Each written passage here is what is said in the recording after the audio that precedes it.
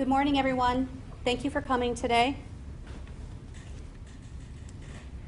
Today marks the sentence of Dennis Lee Bowman for the 1989 murder and dismemberment of his 14-year-old adopted daughter, Aundria Michelle Bowman.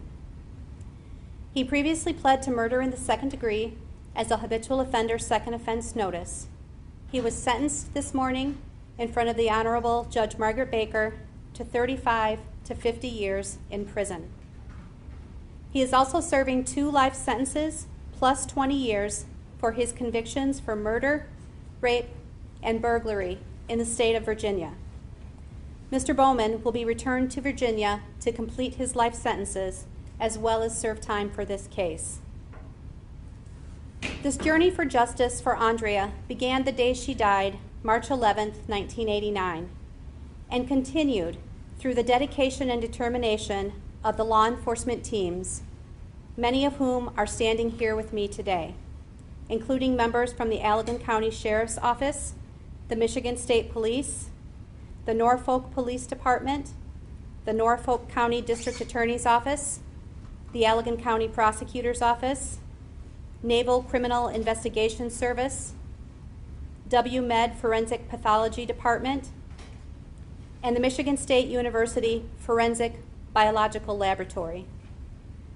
This team of professionals never gave up and continued to collect evidence over the past 33 years. The Allegan County Prosecutor's Office wants to sincerely thank each and every member of this team for their hard work and professionalism. The major break in this case came at a chance meeting between a detective from the Michigan State Police and a detective from the Norfolk Police Department, who both just happened to be attending a cold case homicide conference in Virginia. They soon realized that they had a suspect in common for 2 different murders in 2 different states, one in 1980 and this one in 1989. Dennis Bowman was the suspect in Aundria's disappearance for many years. However, despite numerous search warrants, interviews, and searches of his property by law enforcement, no evidence was located at those times to link him to her murder.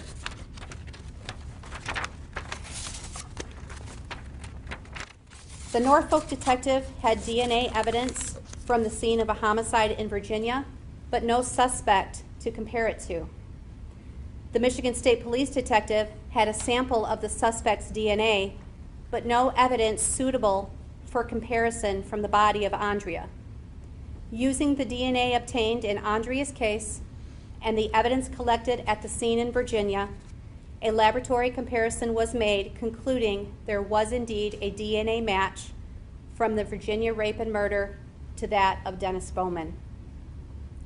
The teams of law enforcement and prosecutors in Virginia worked closely with law enforcement and prosecutors here in Michigan. This new investigation also allowed law enforcement in Aundria's case more opportunities to gather additional evidence. This joint endeavor eventually culminated in the confession of Dennis Bowman for the death and dismemberment of Aundria.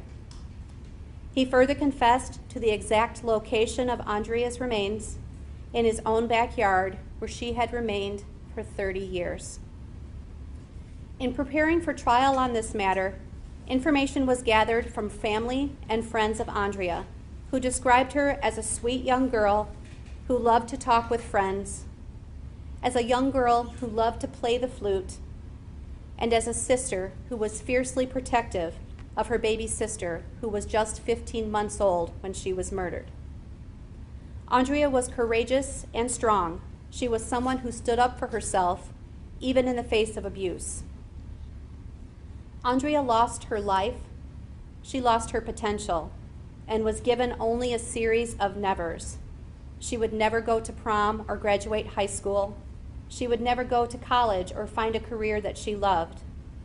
She would never get married or have children of her own.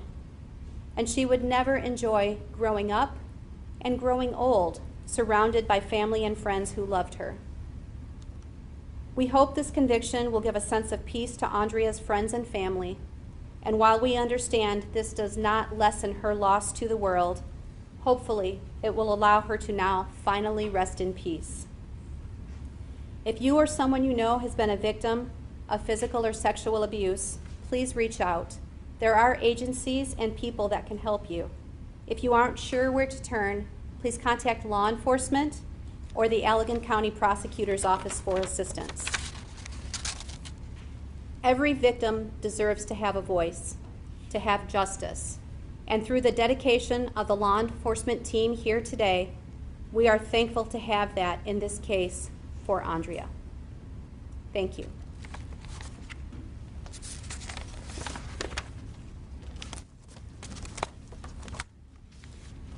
I'm not sure if anyone has any specific questions. There are some things we may be able to answer and some we may not, but we are willing to try if you do.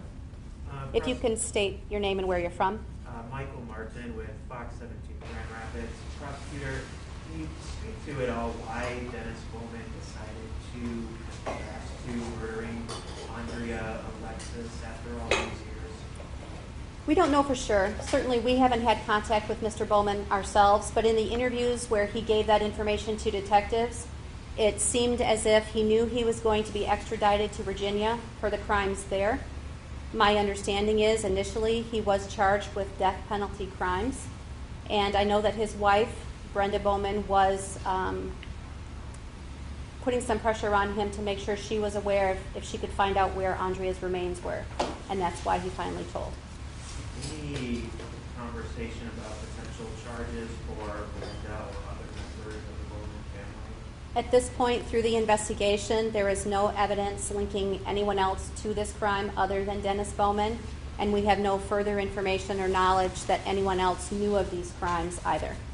And not to take attention away from this massive success here, but will Mr. Bowman be looking into for additional crimes in the area here or in Norfolk? Law enforcement, when the opportunity arises, will continue to look at that, but at this point our focus has been on Aundria and finding justice for her.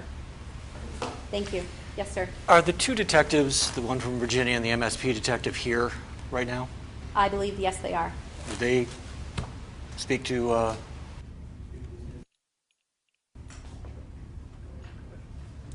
Detective John Smith from the Norfolk Police Department and Detective Brian Fuller from the Michigan State Police.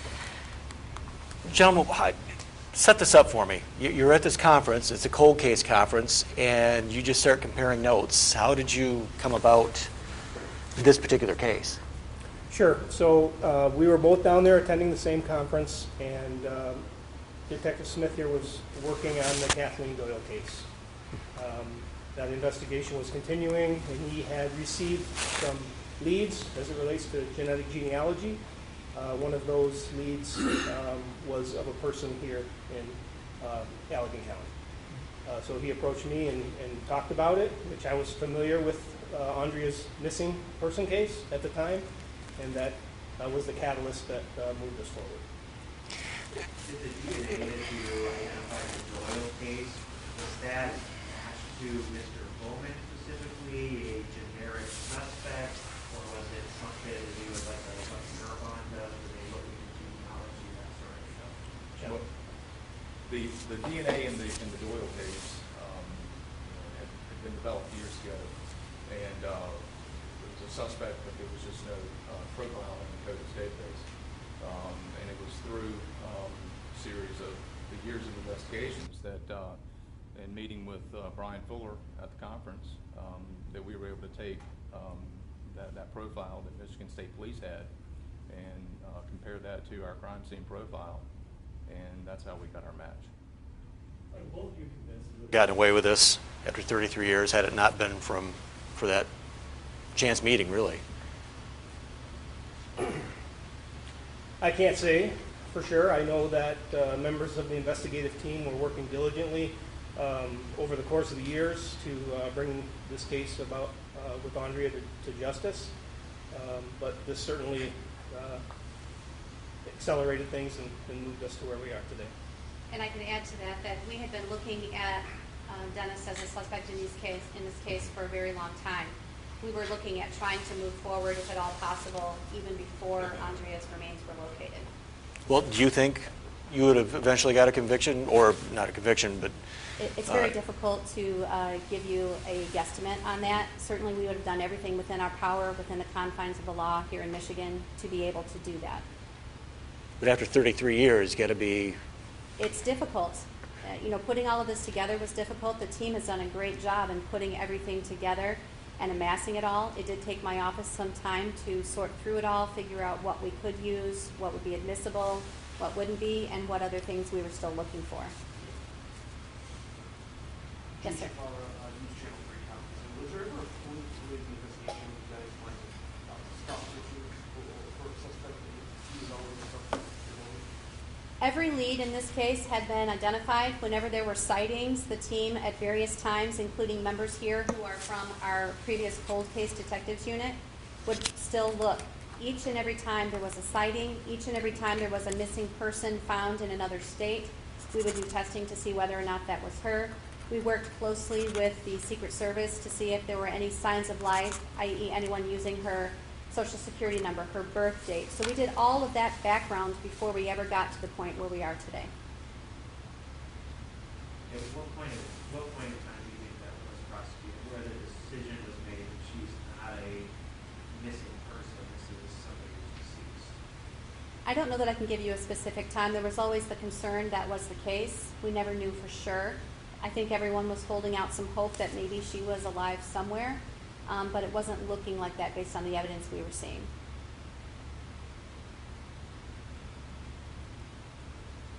Any other questions? Yes, ma'am. Carol Meisman's from the Holland Sentinel. Why were you willing to offer a plea deal in this case, and would it have been a challenge to actually prove first-degree murder, or do you believe you had the evidence to back up first-degree? One of the things that we look at in assessing whether or not we're going to offer a plea agreement in any case are the goals of the case. One of the goals in this case was hopefully not to put the prior act's victims through having to testify and dredge up the things that had happened to them in the past. We had lengthy legal arguments surrounding all of that information, and the court was inclined to let some of those things in. The decision was made, though, to look at what are the goals. We want to hold Mr. Bowman accountable for Aundria's murder. We can do that by a murder in the second-degree plea. He also has the sentences in Virginia that are life offenses, so we were not risking anything by offering that. We were quite honestly saving those from having to testify and dredge up the things that had happened to them previously. It was not an easy decision to make. My team and I labored over that decision quite a bit before we were able to allow that plea to happen. But he will basically serve those life sentences. In Virginia, he's not coming back to West Michigan. That's my understanding. The Virginia sentences were 2 life sentences plus 20 years. So it's my understanding that he will never be released. Does it feel good today to know that, somebody that lives with a I would say that it's a double-edged sword. It feels good that that is the case, but it feels bad because we're here as a result of Aundria losing her life. So I'm happy that our team was able to get to the position that we are in today, having a sentencing and having him convicted of murder. But it's at the expense. When you work on these cases for a very long period of time, you come to try to understand and know the person that is the victim of the crime. And through photographs and friend accounts and family accounts, we feel like we know Aundria just a little bit, and we feel like justice is being served today. Does it help to keep a case like this alive, to have folks like Mr. Kanian here pushing, to support this to continue on? It helps to have everyone doing that, whether we have civilians or law enforcement, prosecutors' offices. It's very important to make sure that everyone is aware this isn't simply a case file. It's not just something we set aside and go on. This was someone's life, and it was very important. She was very important. Kathy? I'd like to know, I know he's going back to Virginia. When he passes away, and he will, where will his body go? Will it come back here? That is not something that would be up to the prosecutor's office to decide, so I'm sorry, I can't really answer that one. So is there a rule, though, in the prison system? That would be probably something that would be rules with the Virginia Department of Corrections, but my office would not have a part in that. So I should follow up with that? Okay. All right, well, thank you everyone for your time. I appreciate everyone coming today. And again, I just want to say thank you to the entire team here today and those who could not be with us for working so hard on this case over the years and being able to find this justice for Aundria. Thank you.